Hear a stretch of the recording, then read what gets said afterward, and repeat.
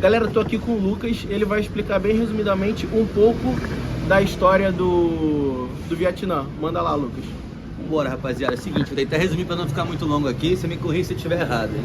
Começou lá atrás, antes do século I depois de Cristo, esse lugar aqui todo era só umas plantações com algumas tribos nômades de plantação de arroz.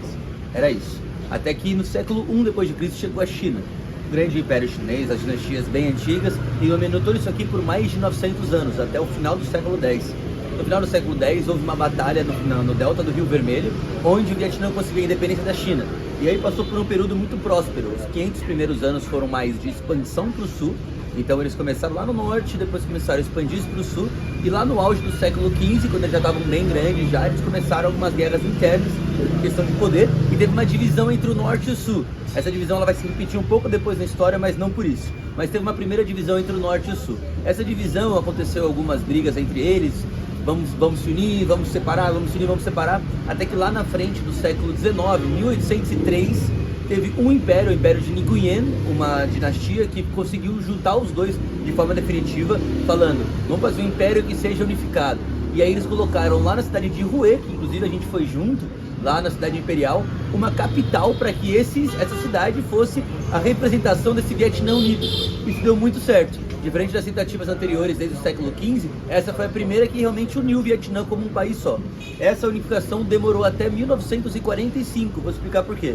Primeiro a França chegou em 1858, ou seja, no meio do período imperial, e como se fosse uma colonização, mas no caso, diferente de como vocês devem estar imaginando que é uma colonização, ela não era uma colonização exploratória, era como se fosse um protetorado da França para ter influência aqui no Sudeste Asiático. Então eles mantiveram o império com o poder, vamos dizer, executivo da parada aqui do país todo, mas eles tinham toda a parte de uma base militar, talvez? Também, como se fosse uma base militar, mas também de influência internacional externa frente a... Porque toda a parte do imperialismo francês, que tinha ali no século XIX, napoleonismo, tudo isso começou a influenciar para que eles também quiserem expandir para cá. Tá bom. E aqui a gente pode falar um pouco sobre... essa colonização, né? Sobre essa colonização francesa aqui no Vietnã. Pô, aqui a gente come o banh mi, que nada mais é do que uma baguete, um pão francês. Então isso é um pouco ali da herança francesa, na época que eles dominavam aqui o Vietnã. Perfeito. Essa dominação, por mais que não tenha sido efetiva na parte executiva, ela foi muito importante para o Vietnã como um todo. A França colocava dinheiro aqui, era um protetorado, era uma colônia francesa com uma máscara de protetorado. Até que em 1941, durante a Segunda Guerra Mundial, o Japão invadiu aqui. Com a invasão do Japão, que era um inimigo da França durante a Segunda Guerra Mundial, esse domínio francês acabou caindo e acabou ficando cada vez pior.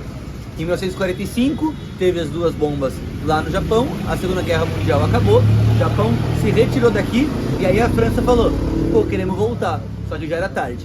Tinha uma força no norte que já era apoiada pelas forças comunistas da União Soviética e da China, com um cara chamado Ho Chi Minh, que é um cara muito importante, que falou, a França não vai voltar não, agora a gente vai ser um país independente de novo, como sempre foi, sem essa questão de protetorado.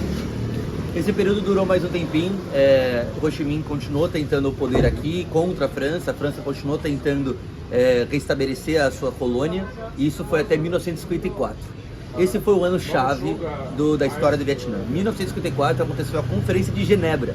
A Conferência de Genebra foi quando os dois países se sentaram lá na Suíça para discutir como é que ia ser o futuro, e a França aceitou retirar suas tropas, desde que o norte do Vietnã, dividido pelo paralelo 17, bem na latitude 17, fosse dominado pelo Ho Chi Minh, pela parte que seria comunista, vamos dizer assim, socialista no caso, e a parte sul do Vietnã, abaixo do paralelo 17, seria uma parte capitalista, uma parte mais alinhada à força da Europa Ocidental e dos Estados Unidos.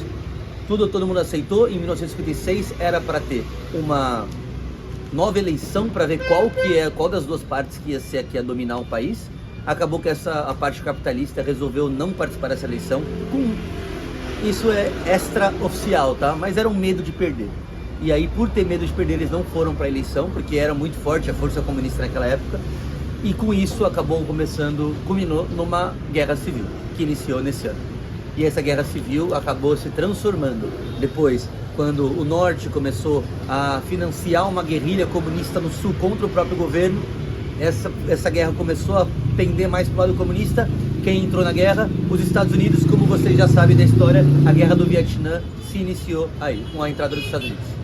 e aí Estados Unidos entrando para apoiar o Sul contra as Os guerrilhas Estados Unidos comunistas. com medo do comunismo se espalhar pelo resto do mundo. Perfeito, existia um presidente logo depois da Segunda Guerra Mundial que chamava Truman, e ele espalhou a doutrina Truman, que é o comunismo tem que acabar, é o capitalismo para todos, tá?